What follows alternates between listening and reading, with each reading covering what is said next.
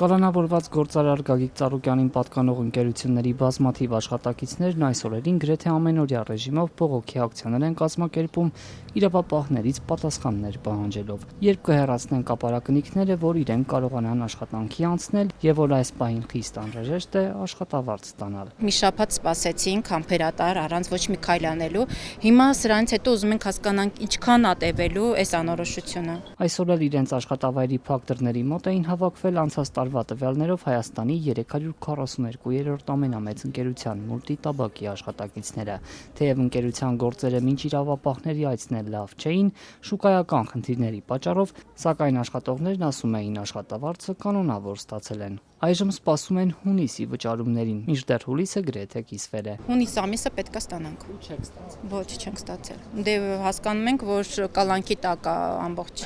հաշիվները, հիմա ուզում ենք դրա հարցն էլ հասկանանք, որտեղ ժողովուրդը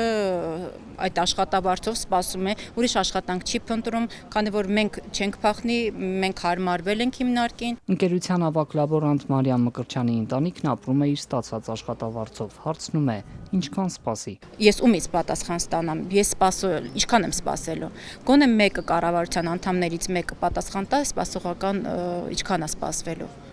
Ինչքան է տևելու այս ամեն ինչ, այս հարցի լուծումը երբ է լինելու։ Մարդկան վարձով են ապրում, ոնց պետք է փակեն իրենց վարձերը։ Արմենուհի Ենգոյանն այս ընկերությունում է աշխատում հիմնադրումից սկսած, ստանում է 180-ից 200,000 դրամ։ Չենք կարում ապրենք, ոնց ապրենք։ Իսկ ձեր ընտանիքում բեռում վրա է ֆինանսը։ Իմ վրա է տղա ջան, ոչ ոքի։ Քանի հոգով եք։ 3 հոգի, մի հատ էլ փուճուր 4 հոգի։ Ավագ օպերատոր Լիլիթ Դավթյանն ընտանիքի ֆինանսական բեռը կիսում է ամուսնու հետ։ Նա սակայն հիմնական գործ չունի։ Այժմ հարցականի տակ է նաև իր 150,000 դրամ աշխատավարձը։ Մենք էլ ենք Հայաստանի քաղաքացի, չի կարելի մեզ տարանջատել։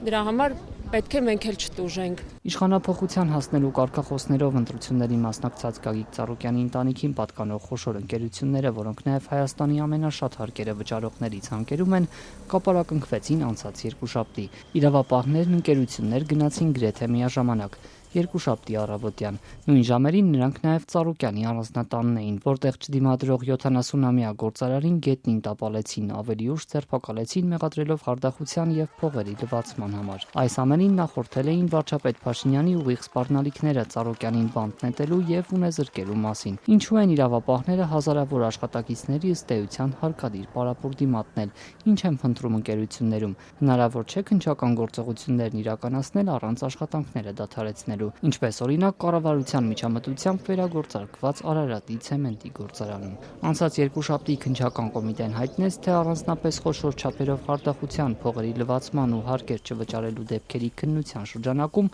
ավելի քան 70 հասցեներում խուզարկություններ են իրականացրել ու փաստաթղթեր առարկաներ հայտնաբերել։ Ինչու են արդեն 9 օր շարունակ խոշոր ընկերությունների աշխատանքը դադարեցրել, պարզ չէ։ Քննչական կոմիտեն հորդորում է գրավոր դիմել։ Իրավապահների դռներին կպչուն ժապավենով փակցրած գրություններն էլ առանձնապես ոչինչ չեն բացահայտում։ Մուլտիտաբակի դռանը փակցրած գրությամբ ավագ քննիչ Սահակյանը գրել է, թե կատարված խուզարկությամբ փաթեթ են հայտնաբերել, թե ինչ փաթեթ ձևաթղթի այդ հատվածը չի լրացրել։ Աբովյան քաղաքում գործող Multistone ընկերությունը կապարակնքած քննիչ Վազգեն Բադալյանն էլ ստորագրված ձևաթղթով տեղեկացնում է, թե ինչ պատիժ է նախատեսված քննչական մարմնի աշխատանքը խոչընդոտելու համար, իսկ թե կոնկրետ ինչ քննչական գործողություններ են ընթանում, երբ կավարտվեն ու մի քանի տասնյակ աշխատակիցները երբ գործի կգնան, քարերի մշակման գործարանի աշխատակիցներն այսօր նույնպես դրսում էին, պատասխաններ պահանջելով։ Նրանք նույնպես առայժմ հունիս ամսվա աշխատավարձը չեն ստացել։ Մեկը պետք է լինի, որ պատասխան տա այս ամեն ինչին։